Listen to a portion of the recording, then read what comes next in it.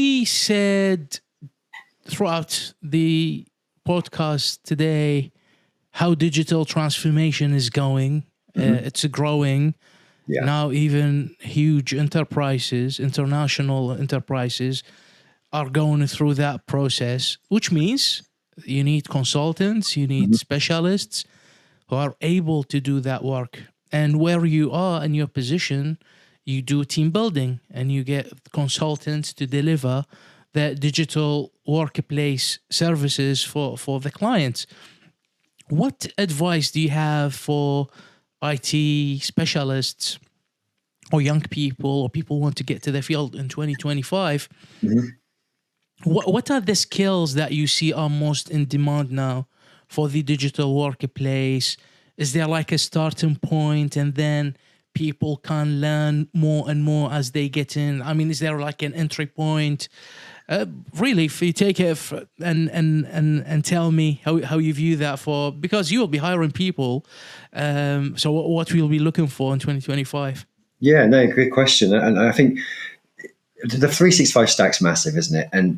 But you need that common background. So you need to know your Azure AD. You need to know that. You need groups, your dynamic groups. You need to know your Intune, your Purview to a point. Purview is huge, but showing that you understand the policies and how the labeling works, that goes a long way. So the foundations for me is your Exchange management, your Intune. That side of 365 is basically your foundations. Everything is built out from your foundations. That's your starting point. Once you got your head around Intune, and especially around BYOD, that's really important, and it's normally missed a lot by customers, so they don't understand about securing their data. Once you've got past that bridge, it's really where do you want to go in your career? Where do you feel your best fit? Some people go down the SharePoint route after they've learned the basics of 365, and SharePoint, as we know, is massive. Everything in 365 is based on SharePoint. It's just the way it is, so that I understand that. It's not my realm completely, but I've got a passion for it. My bigger passion is the transformation from different solutions into 365. So definitely skilling up. What we're seeing a lot of is now Google to 365. That is quite a specialist area, and I'm starting to appreciate how challenging it can be and the skills required to understand Google GAM is very different to PowerShell. If you can understand Google GAM and how to use that in that world, that's going to go a long way, and you'll get my attention massively if I saw that. Right. Yeah, definitely on that side. And tenant to tenant migrations, it's all about the tooling. We use a few tools here. I mean, to name a couple, ShareGate or BitTitan, all fantastic. So getting your head around those products, because that's what's used, is great. But don't forget the native tooling. Know Migration Manager. Understand how that works, how that can work for you from putting on-prem file servers or connecting into Google, how to utilize it to your advantage. Because I know Microsoft are investing heavily into Microsoft Manager at the moment. They're really pushing it and pushing the boundaries of what it can achieve. And it's always stepping up. We're privileged because of what we are. We're getting shown some private preview features. If they get released, fantastic. They'll be incredible for everybody. So, yeah, get your foundations on 365 and be comfortable with Intune. Understand migrations.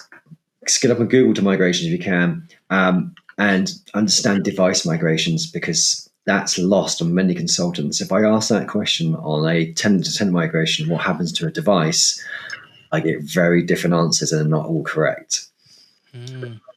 So understand that side of it, because we know the answer for device migration is a wipe, and that's what Microsoft state. Okay.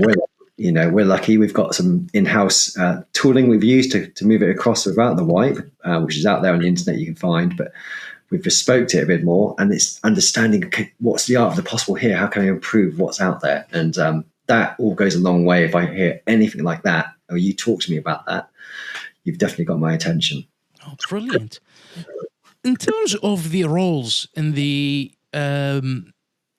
Microsoft sphere, the Microsoft partner, so we're talking about the digital workplace, which is close to heart, as you know. How do the roles look like, and what can people expect when they get to them. So like a junior engineer, field engineer, consultant, architect. We see this on job postings. We see them referenced on Microsoft sites, etc. So if you could, share with us how the roles look like and what do they entail? I mean, what makes them different? Yeah, that's a good question. So with I suppose we'd have consultants, and consultants would be, I suppose, configuring the 365 to a baseline standard that I'd recommend from Microsoft, which we obviously would fine tune.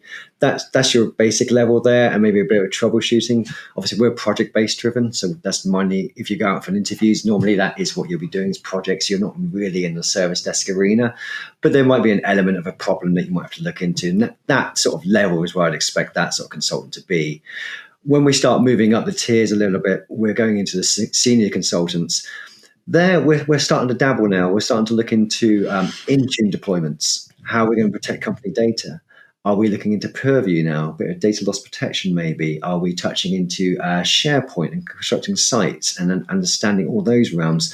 So you're starting expanding your skill set. You're starting to dive into a bit more of the stack, and maybe be a bit more customer facing. So a bit more of engagements there.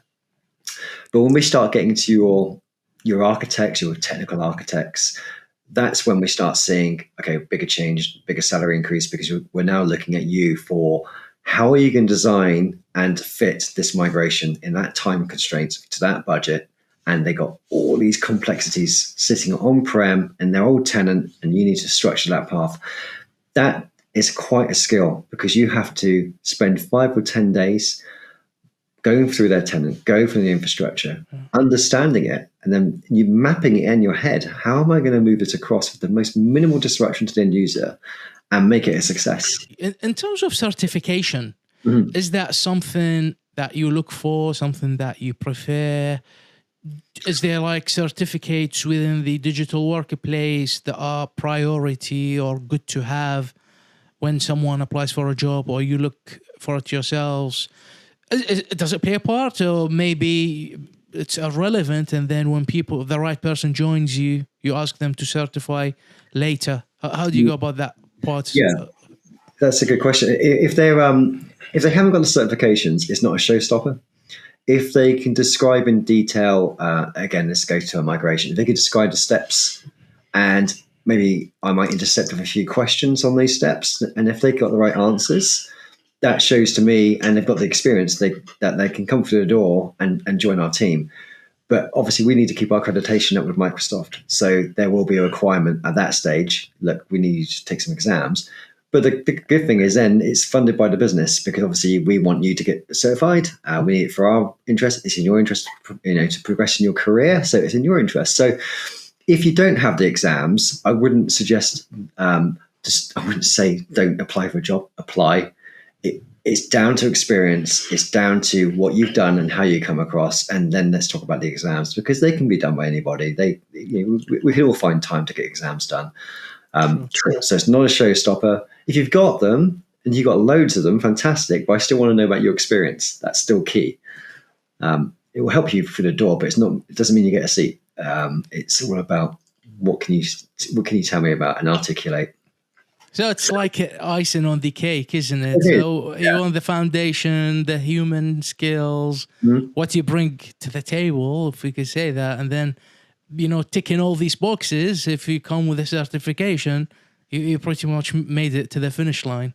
Yeah, definitely. The cert is, like you say, the cherry on the cake. It's just are you the right fit? The first part, and can you describe everything that is involved in a migration, if that's what we're looking for in that particular time?